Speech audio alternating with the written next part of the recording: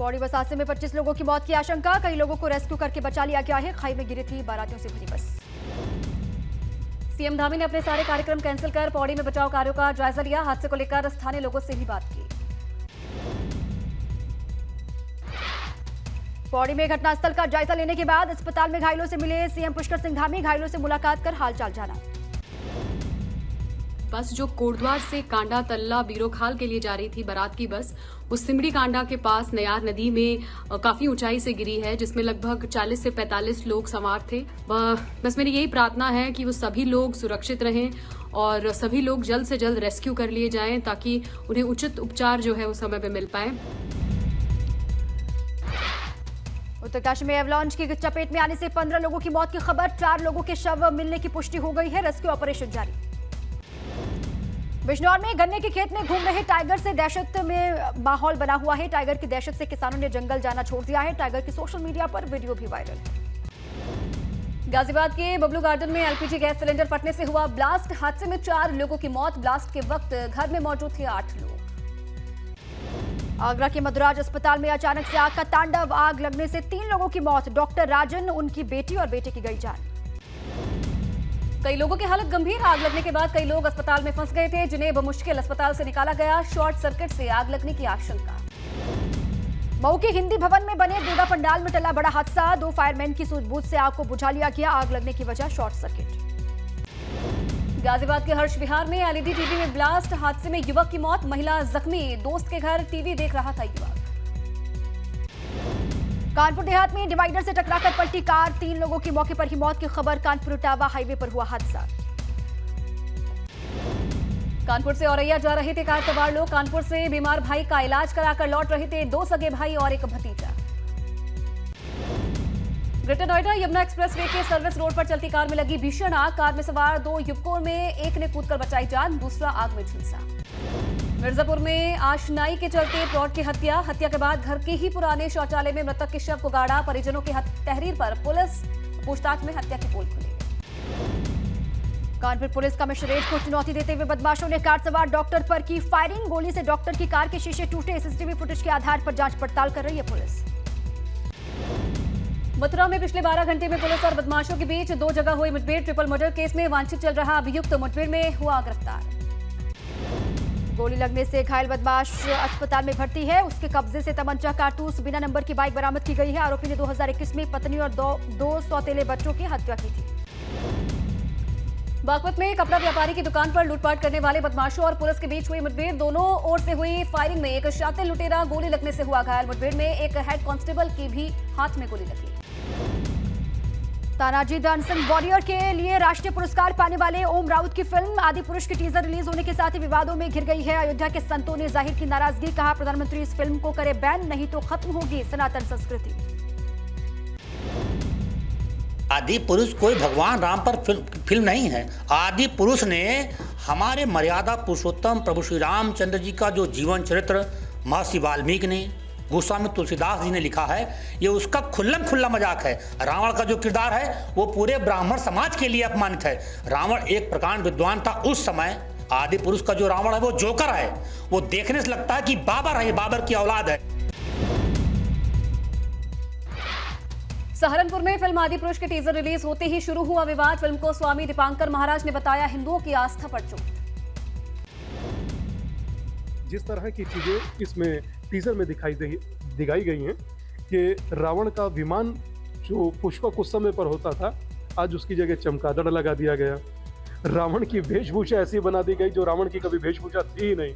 इससे कई 100 करोड़ लोगों की आस्था आहत होती है और मैं इस पर विरोध दर्ज कराकर किसी की कमाई का हिस्सा नहीं बनना चाहता। कानपुर में स्वास्थ्य सेवाओं की बदहाल स्थिति। महिला अस्पताल डफरीन में गुल हुई बिजली। पूरे अस्पताल में छाया अंधेरा। गर्मी से बेहाल हुए मरीज और तीमारदार।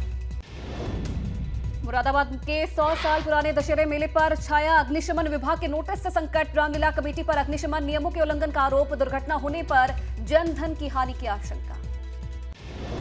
श्रावस्ती में बारिश ने बढ़ाई किसानों की चिंता। मूसलाधार बरसात से धान की फसल को हो सकता है बड़ा नुकसान। तेज हवाओं के चलते खेत में लगे धान की फसल गिरने की भी आशंका। बहराइच में मूसलाधार बारिश ने शहर की सड़कें नालियों में तब्दील। लोगों को आवाजाही में हो रही थी परेशानी। किसानों की फसल को भी भारी नुकसान की आशंका। बाराबंकी में समेत सरयू नदी में हो रहे कटान से बाल बाल बचा युवक और भैंस। कटान से 10 बीघा जमीन नदी में समाई। कटान के चलते जिला प्रशासन के फूले हाथ पांव। जोशीमठ में रक्षा मंत्री राजनाथ सिंह ने किए बद्रीनाथ धाम के दर्शन। विधि विधान से की पूजा अर्चना। गोरखपुर में सीएम योगी आदित्यनाथ गोरखनाथ मंदिर परिसर के बाहर जनता दर्शन में करीब 350 फरियादियों की समस्याएं सुनी। सीएम ने अधिकारियों को समस्याओं के निराकरण के निर्देश दिए। अयोध्या की दुर्गा पूजा में अमरनाथ धाम के बीच ज्ञानवापी का पूरा माहौल। भड़काऊ स्लोगन के बीच बैनर पर लिखी लाइनें तैयार कर रही है ज्ञानवापी की जमीन। बस्ती में सैनिक का परिवार न्याय के लिए दर दर भटकने को मजबूर है। अपने सैनिक पिता को सम्मान दिलाने के लिए बेटा सीएम से लेकर डीएम तक लगा चुका है गुहार। पिताजी की जमीन पर दबंगों ने कब्जा किया है, ऐसा आरोप है। अमरोहा नगर पालिका के ईओ ने टीम के साथ शहर भर में चलाया अतिक्रमण हटाओ अभियान। आजाद मार्ग पर बने अवैध अतिक्रमण को जेसीबी की मदद से हटाया गया। कार्रवाई के दौरान नगर पालिका की टीम और व्यापारियों के बीच तीखी नोकझोंक भी देखने को मिली। लालढांग गांव में टूटा दुखों का पहाड़। शादी की खुशियां मातम में तब्दील हो गई। पूर्व कैबिनेट मंत्री स्वामी यतीश्वरानंद ने गांव पहुंचकर संदीप के परिवार को दी सांत्वना। हर संभव मदद का भरोसा दिया। केदारनाथ के कपाट 27 अक्टूबर को भैया दूज पर्व पर होंगे बंद। 18 नवंबर को बंद होंगे मद महेश्वर के कपाट। प्रार्थना और इबादत के बीच मुलायम सिंह के स्वास्थ्य में उतार चढ़ाव जारी है। एक्सपर्ट डॉक्टर्स के पैनल की निगरानी में सपा संरक्षक है। आईसीयू में शिफ्ट किया गया। पूरा यादव परिवार मेदांता में ही मौजूद है। अखिलेश यादव मेदांता अस्पताल में मौजूद। डिंपल यादव भी हैं साथ। डॉक्टर से ले रहे हैं जानकारी। गुरुग्राम में मेदांता अस्पताल में पहुंचकर शिवपाल सिंह यादव ने जाना नेताजी का हालचाल। डॉक्टर से ली मुलायम सिंह यादव की सेहत से जुड़ी जानकारियां।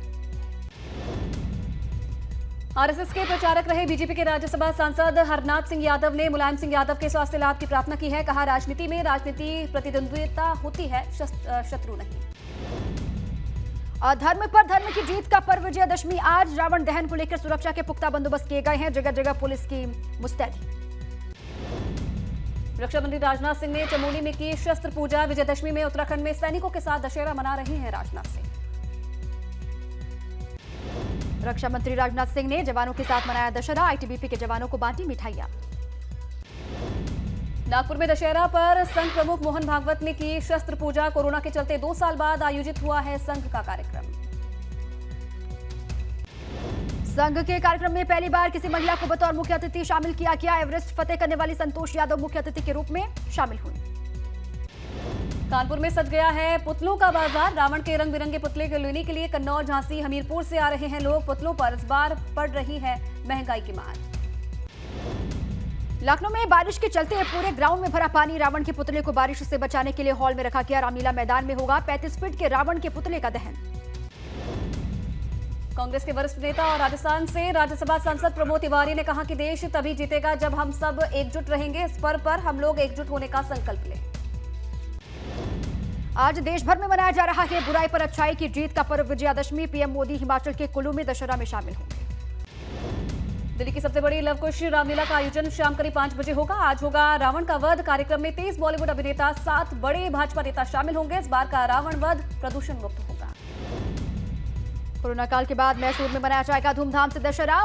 मशहूर मैसूर पैलेस को हजारों दियों और लाइटों से सजाया गया है। शाही परिवार द्वारा यहां पूजा पाठ किया जाता है। शिरडी के साईं बाबा मंदिर में विजयादशमी का उत्सव। 3 दिन के समारोह के लिए उमड़ी भक्तों की भीड़। प्रशासन ने किए सुरक्षा के पुख्ता इंतजाम।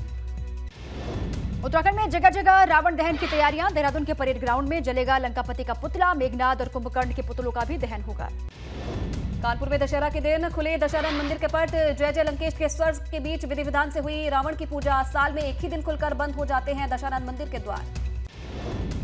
औरैया में बनाया जा रहा है 45 फीट का रावण। फिरोज ने 1 हफ्ते में तैयार किया है रावण का पुतला। रामलीला मैदान में मुस्लिम समाज के लोग ही सालों से बनाते आ रहे हैं रावण के पुतले। दशहरा के मौके पर हरिद्वार में संतों ने किया शस्त्र पूजन। 2500 साल से चली आ रही है परंपरा। अखाड़ों में शस्त्र पूजन की है परंपरा।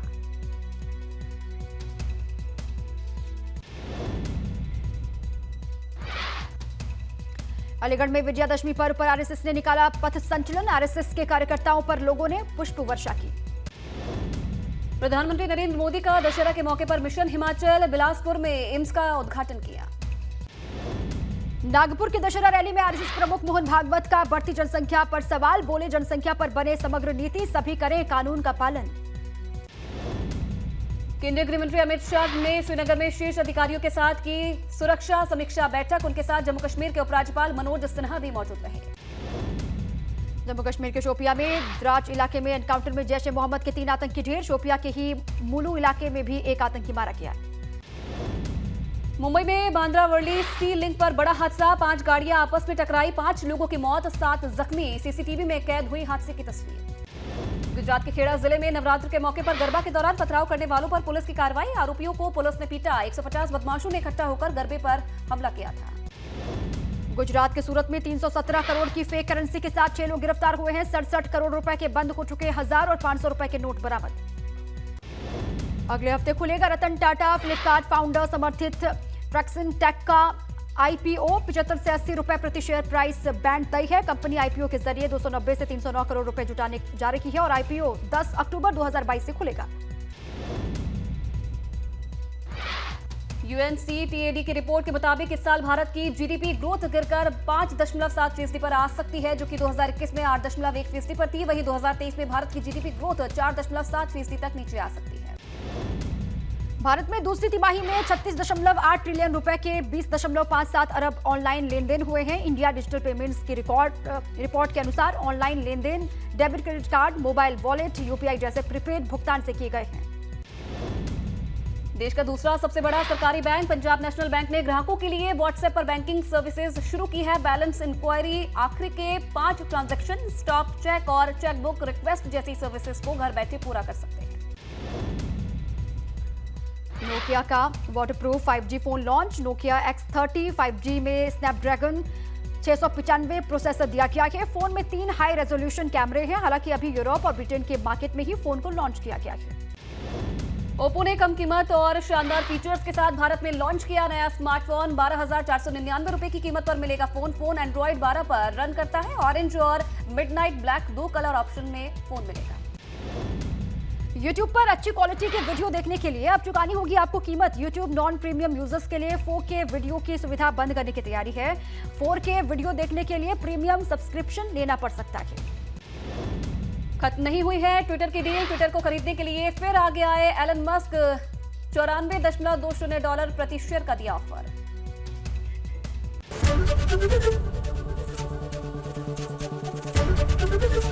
एबीपी गंगा, खबर आपकी, जुबान आपकी।